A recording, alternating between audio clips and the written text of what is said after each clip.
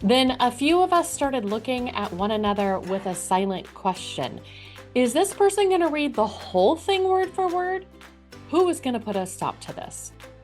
I remember the principal who bravely jumped in when the person took a breath while turning the page and asked, "Are you going to read this whole section?" So, is reading a report word for word appropriate? Hello, Jenny Ponzurk here. This is part one in a 6-part series I am creating about the IEP process. Today, we are chatting about the verbal explanation of the evaluation results at an IEP meeting. Is it just me, or have you also attended an IEP meeting where someone is reading word for word from the report? I remember the last time that happened to me, I started looking around the table and watched everyone's eyes start glazing over. Then a few of us started looking at one another with a silent question. Is this person going to read the whole thing word for word? Who is going to put a stop to this? I remember the principal who bravely jumped in when the person took a breath while turning the page and asked, "Are you going to read this whole section?" So, is reading a report word for word appropriate? In my humble opinion, only when someone specifically asks you to. And in my 25 years in this field, I have only been asked that once, and I was testifying at a hearing. So, what do you do when you have assessors who are doing the word for word reading from reports? I wanted to share 3 tips that might be helpful. Number 1, outside of that IEP meeting, ask a question from curiosity. Something like, "I noticed you were reading word for word from your report. What do you think are some benefits and drawbacks of this?" Number 2, suggest an alternative. Have you considered summarizing your main findings instead of reading directly from the report? I think this might be helpful because, and fill in your thoughts. Number 3, offer support.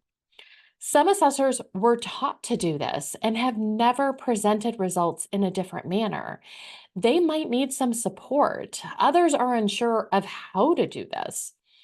Is there a superstar in your district that summarizes and synthesizes like a boss?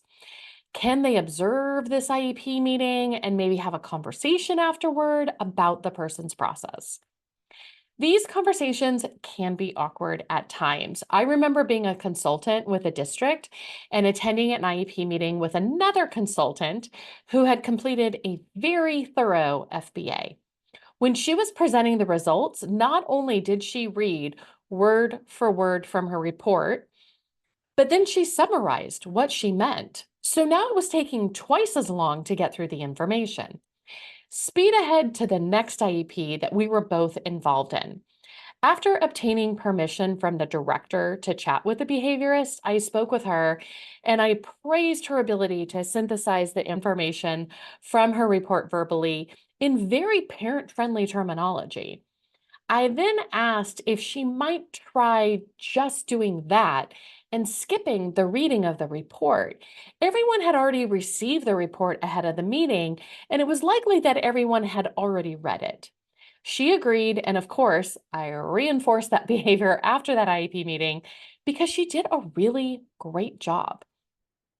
To help you remember some of the key takeaways, check out the additional resources shared. Feel free to share them with others who are in a position to provide feedback on the IEP process. And I will see you soon in part 2 of this series. That concludes another episode of the Prepared School Psych podcast. And I hope today's discussion equipped you not just with knowledge, but also the confidence to take action. Remember, every conversation we have and every resource we share builds a bridge towards a more inclusive and empowering learning landscape for our students. If you enjoyed this episode, be sure to subscribe to the podcast for more insightful conversations and resources to support your journey. Share this podcast with colleagues. We would love it if you would also rate and review the podcast. Thank you for tuning in. Just a reminder, everyone, the information and advice provided in this podcast are for guidance purposes only, and all listeners are required to follow both federal and state law and their own school district guidelines and policies. Thank you.